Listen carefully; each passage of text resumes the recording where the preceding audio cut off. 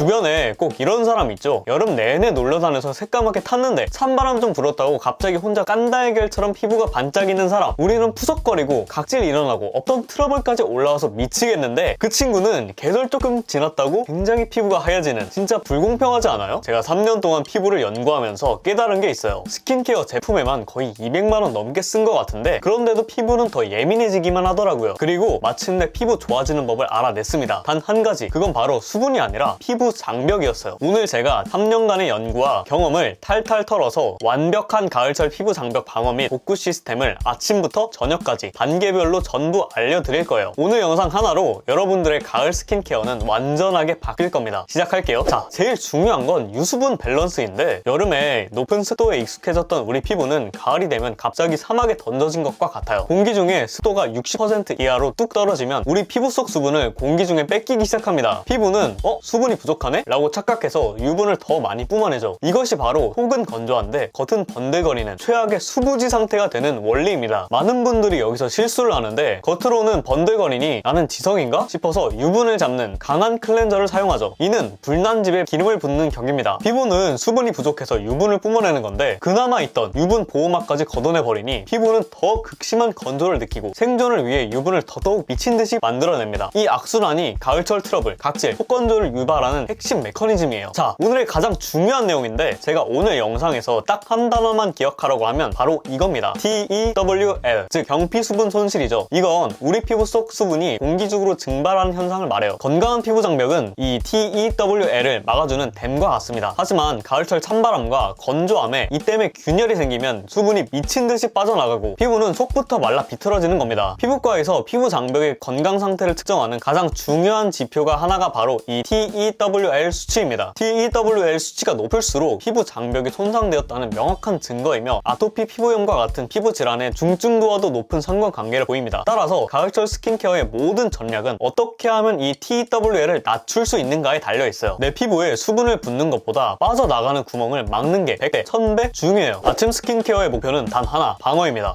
밤새 회복된 피부 장벽을 최대한 손상시키지 않고 하루 종일 외부의 건조한 공기로부터 내 피부 속 수분을 지켜낼 철벽 방어막을 구축하는 것입니다. 우리 아침 세안의 목표는 뽀득뽀득이 아니에요. 밤새 쌓인 최소한의 노폐물과 유분만 제거하고 우리 피부가 힘들게 만들어낸 천연 보습막을 지켜내는 것이 목표예요. 특히 가을엔 이 보습막이 하루 종일 피부를 지켜줄 방패가 됩니다. 뜨거운 물은 이 방패를 녹여버리는 최악의 적이에요. 과도한 유수분을 제거해 피부를 더욱 건조하게 만들기 때문이죠. 반드시 아침에는 미지근한 물로 피부의 pH 밸런스를 깨뜨리지 않는 약산성 클렌저를 사용하세요. 아침에 세수를 하고 나서 3분 안에 첫 보습을 시작해야 합니다. 욕실에서 나오자마자 바르는 게 가장 좋아요. 물기가 마르면서 피부 표면의 수분을 같이 앗아가기 때문이에요. 여기서 스킨케어 제품은 어떤 걸 발라야 되냐? 먼저 스킨인데 제가 직접 시중에 스킨 토너들을 비교해보고 가장 좋았던 3가지 스킨 토너를 추천드릴게요. 자, 먼저 첫 번째로 이 넘버즈인 3번 결광 가득 토너인데 이건 50가지 발효 성분으로 피부결을 정돈하고 영양을 공급해 즉각적인 광채를 줘요. 다만 발효 성분이 맞지 않는 피부는 트러블을 유발할 수 있으니까 꼭 테스트 후에 사용하세요. 이건 제가 발라봤을 때 어느 정도 점성이 있고 한방 냄새가 좀 납니다. 수분 유지를 압도적으로 잘해주기 때문에 겨울철 건성분들한테 강추합니다. 두 번째는 브링그린 티트리 스카 수딩 토너인데요. 티트리와 시카 성분으로 피지를 조절하고 피부를 진정시킵니다. 근데 이것도 시카와 병풀 추출물 냄새가 조금 나요. 앞서 소개한 넘버즈인 3번 결광 가득과 똑같이 수분 유지가 정말 압도적으로 좋은 제품이에요. 여기에 나오는 스킨 토너 그리고 로션들은 다 수분 측정기로 제가 일일이 체크해본 거니까 믿고 쓰셔도 괜찮습니다. 세 번째는 아누아 어성초 77 토너인데요. 고함량 어성초 추출물로 자극받은 피부를 진정시키는데 굉장히 탁월해요. 극도로 순하지만 보습보다는 진정 기능에 집중된 제품이에요. 직접 발랐을 때 수딩 특유의 향이 나는데 보습은 시중에 나와 있는 것들 중에서 중간, 무난한 편입니다. 자, 이제 토너로 수분을 공급하려면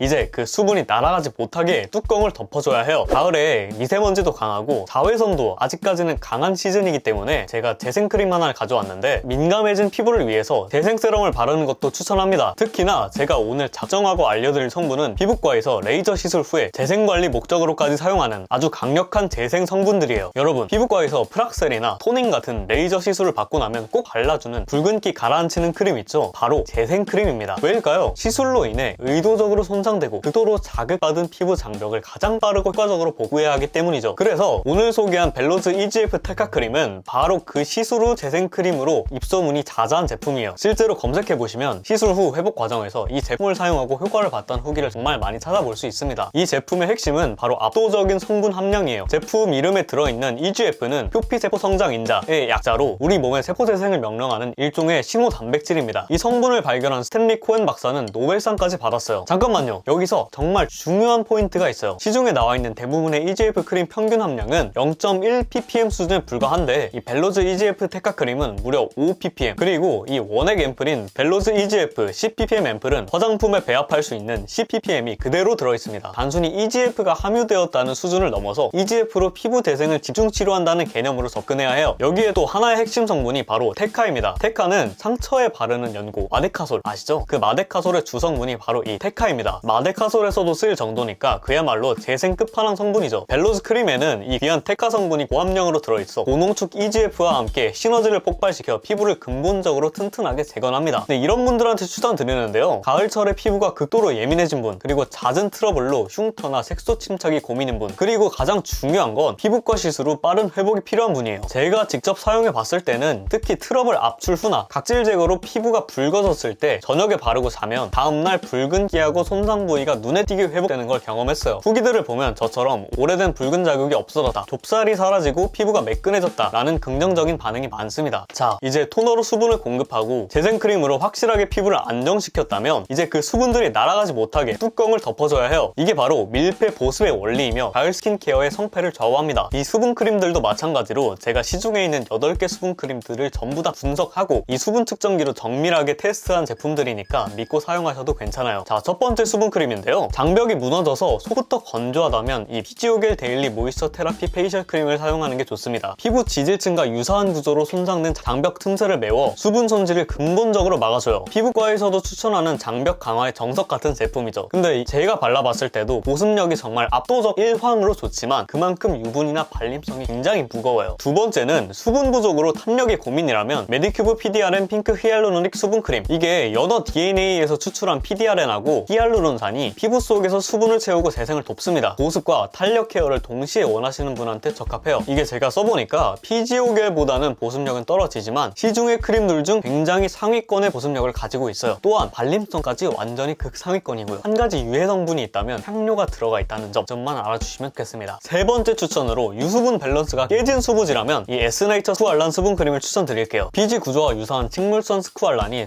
유수분 밸런스를 맞춰줍니다. 유분감 없이 속건조를 잡아주는 화잘먹 크림으로도 유명해요. 이것도 제가 써보니까 메디큐브랑 비슷한 보습력, 즉 상위권의 보습력을 가지고 있는데 발림성은 조금 더 무겁습니다. 자, 이제 다음으로 넘어가 볼 건데 가을이라고 자외선 차단제 건너뛰는 분들 절대 안 됩니다. 피부 노화의 주범인 UVA는 계절과 상관없이 강력하게 우리 피부 진피층까지 침투해 콜라겐과 엘라스틴을 파괴해요. 특히 가을철엔 야외 활동이 늘어나고 피부 장벽은 약해져 있어서 자외선에 더 취약한 상태입니다. SPF 50 이상의 자외선 차단제는 선택이 아닌 필수예요. 자, 이제 저녁 루틴인데요. 저녁 스킨케어의 목표는 복구와 재생입니다. 낮 동안 외부 자극에 시달린 피부를 진정시키고 세포 재생이 가장 활발한 밤 시간 동안 손상된 피부 장벽을 집중적으로 복구해야 돼요. 저녁에는 클렌징 오일과 약산성 폼 클렌저로 꼭 이중 세안을 해주는 게 재생의 시작입니다. 그리고 진정 기능이 있는 토너를 화장솜에 듬뿍 적셔 3분에서 5분간 팩처럼 올려주면 낮 동안 자극받은 피부에 열감을 내리고 다음 크림 단계의 흡수율을 높일 수가 있어요. 그리고 중요한 건 이중 클렌징 오일과 약산성 폼 클렌저를 둘 다 사용해서 이중 세안을 하게 됐을 때 피부가 민감하기 때문에 트러블이 올라오시는 분들이 있으니까 세안을 2번 하게 된다면 내가 트러블이 올라오진 않는지 테스트해보시고 루틴으로 만들어야 해요. 자, 다음은 각질 제거인데요. 가을에 하얗게 일어나는 각질은 대부분 피부가 건조해서 생기는 거예요. 이걸 억지로 알갱이가 있는 스크럽으로 벗겨내면 피부 장벽만 더 손상시킬 뿐입니다. 주에서 1, 2회 아하나 바하 성분이 함유된 화학적 각질 제거제를 사용해 불필요한 각질만 부드럽게 정돈해주세요. 지성 피부는 바하, 건성 피부는 아하가 좀 더 잘 맞습니다. 그리고 피부 장벽을 위한 식단 또한 중요한데요. 첫 번째로 중요한 건 아무래도 오메가3. 연어와 고등어 같은 등푸른 생선에 풍부한 오메가3는 피부의 염증을 줄여줍니다. 두 번째로는 건강한 지방인데요. 아보카도, 견과류는 피부의 지질층을 구성하는 건강한 지방을 공급합니다. 세 번째로 중요한 건 항산화제인데요. 블루베리 같은 베리류는 활성산소로부터 피부를 보호하는 기능을 가지고 있으니까 이 부분 꼭 참고하세요. 그리고 습도하고 온도를 관리하는 것도 굉장히